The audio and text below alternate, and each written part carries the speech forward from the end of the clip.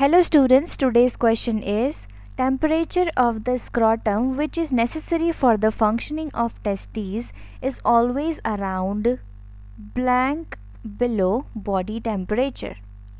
Question में पूछा है कि जो ह्यूमंस में स्क्रॉटम प्रेजेंट होते हैं उनका टेम्परेचर जो टेस्टिस के फंक्शनिंग के लिए आइडियल होता है वो बॉडी टेम्परेचर से कितना बिलो होता है. सो लेट्स सी कि जो स्क्रॉटम होते हैं वो बॉडी के बाहर प्रेजेंट होते हैं. They are present outside the body in male body. They contain the testes. ठीक है,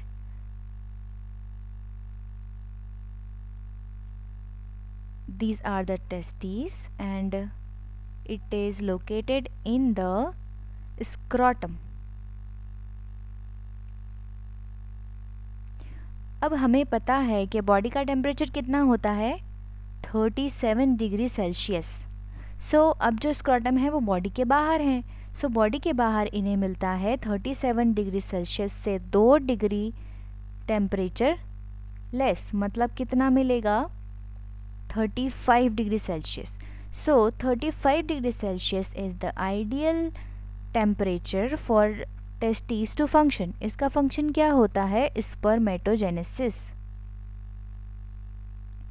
37 डिग्री में स्पर्मेटोजेनेसिस की प्रोसेस नहीं हो पाएगी. ये क्या होता है, it is the formation of sperms. ये फंक्शन होता है टेस्टिस का जो 35 डिग्री टेम्परेचर में ही हो सकता है, not in the 37 degree Celsius. ठीक है, सो आइडियल टेम्परेचर हमने क्या देखा for the testis 35 degree Celsius which is 2 degree less to the body temperature.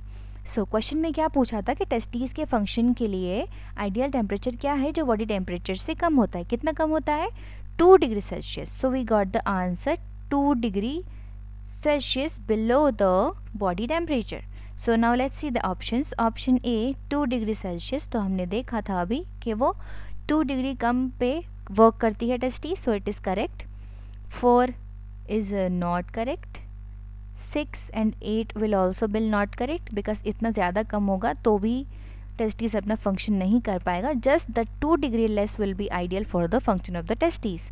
So option A will be the correct answer for this question. I hope आपको समझ आया होगा. Thank you.